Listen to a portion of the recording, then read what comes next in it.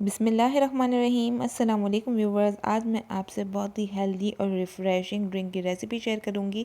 ये इफ़्तार के लिए आइडियल रेसिपी है, ज़रूर ट्राई कीजिएगा। वीडियो पसंद आती है तो वीडियो को लाइक और चैनल को सब्सक्राइब करना ना भूलिएगा। तो चलिए इसे बनाना स्टार्ट करते हैं। सबसे पहले यहाँ पे हमने एक पैन ले लिया था और पैन के हम अंदर ऐड करेंगे 2 गिलास पानी भर के हम ऐड कर देंगे। और जब ये बॉइलिंग पॉइंट में आना स्टार्ट हो जाएगा, इसके अंदर इस तरीके से बॉइलिंग होना स्टार्ट हो जाएगा, तो यहाँ पे 3 टेबल स्पून के बराबर हमने साबूदाना ऐड कर देना है। अच्छा, यहाँ पे हमने जो दूध लिया है वो हाफ़ केजी है। आप अपने हिसाब से लेंगे तो आप क्वांटिटी सब चीज़ों की डबल कर लीजिएगा। इसे मिक्स कर देंगे साबूदाना को और 10 से 12 मिनट के लिए हम इसे कुक करने के लिए रख देंगे।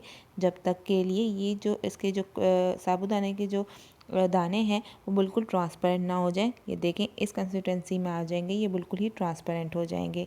एक बाउल ले लेंगे और इसके अंदर हम छन्नी की मदद से हम साबूदाना का जो है पानी जितना भी एक्स्ट्रा होगा वो डिस्कार्ड कर देंगे और इसके ऊपर हम एक ठंडे पानी का गिलास डाल देंगे।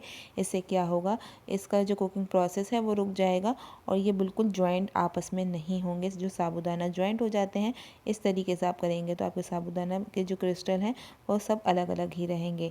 नेक्स्ट स्टेप की तरफ चलते हैं। यहाँ पे हम स्ट्रॉबेरी जेली बनाने जा रहे हैं। इसके लिए हमने 1 गिलास पानी ऐड लिया था। इससे जब ये बॉइलिंग पॉइंट पर आना स्टार्ट हो जाएगा तो यहाँ पे स्ट्रॉबेरी जेली हमने ऐड कर दी थी और इसे 4 से 5 मिनट के लिए हम जब तक पकाएंगे जब तक कि जो भी इसके अंदर पार्टिकल्स हैं वो डिज़ोल्व ना हो जाए। ये देखें, 4 से 5 मिनट के लिए हमने इसे कुक किया था और ये परफेक्ट कुक हो चुकी है। तो यहाँ पे हम इसे देखें, इस कंसिस्टेंसी में रेडी हो चुकी है। हम इसका फ्लेम ऑफ कर देंगे और एक ट्रे में हम किसी भी एक बाउल में हम इसे डाल देंगे जब तक कि ये ठंडा हो जाए।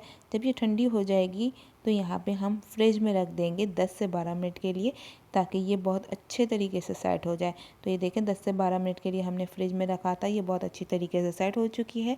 अब हम इसे इस तरीके की शेप में हम इसे कट कर लेंगे। आप अपने लिहाज से देख लीजिएगा, आपको किसी भी डिज़ाइन में चाहिए आप इसे कट कर सकते हैं।